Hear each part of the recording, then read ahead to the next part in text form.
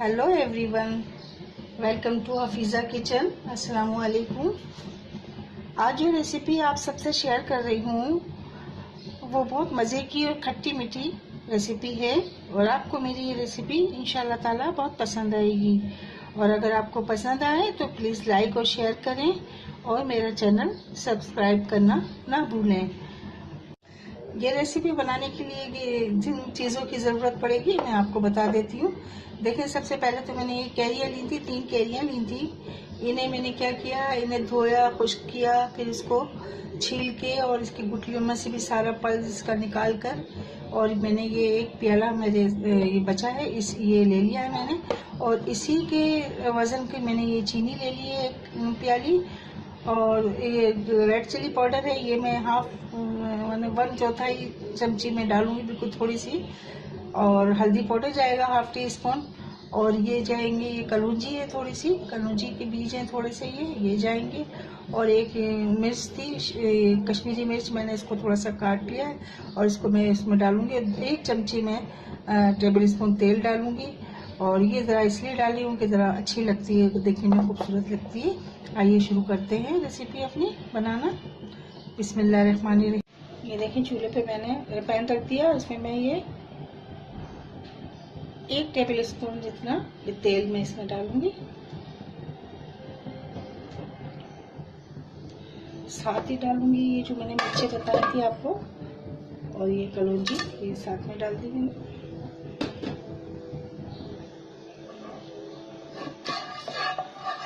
इसको सोते करूंगी।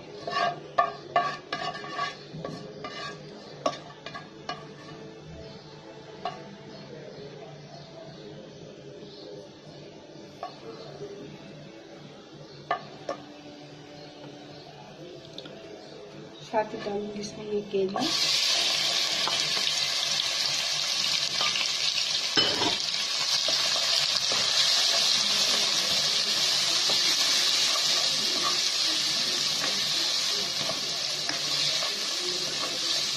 थोड़ा सा मिक्स करूंगी।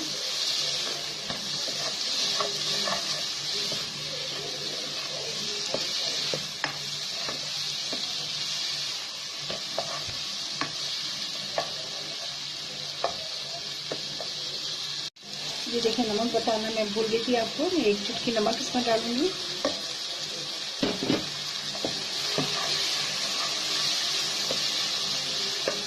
बिल्कुल कम करेंगे हम। 1/4 टीस्पून से भी कम मैंने ये रेड चिली पाउडर डाला इसमें।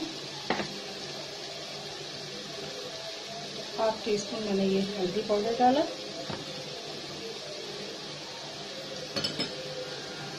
और ये चीनी मैंने डाल दी इसमें सारी।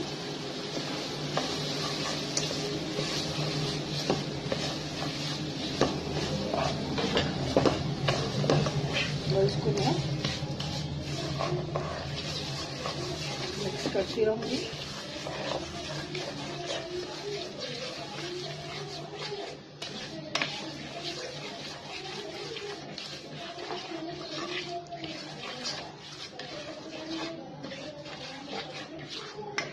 चीनी अपना पानी छोड़ देगी और फिर हम इसको सिर्फ 5 मिनट के लिए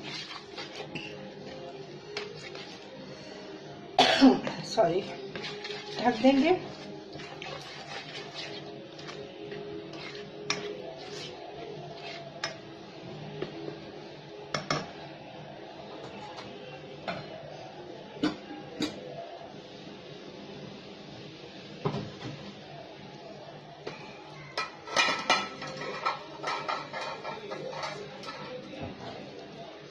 ये देखो, पकना शुरू हो गई। हम क्या करेंगे, इसको थोड़ी सी देर के लिए, ये चीनी और कैरी खुद अपने पानी में गल जाएगी। हल्की बिल्कुल दम पर इसको हम 5 मिनट के लिए ढक के रख देंगे और इसको पकने देंगे। ये देखिए, 5-7 मिनट हो गए हैं इसको। मैं इसको देखती हूँ, बीच में एक बार मैं देख चुकी हूँ इसको। ये देखिए, कैरी भी बिल्कुल गल गई है। ये देखिए,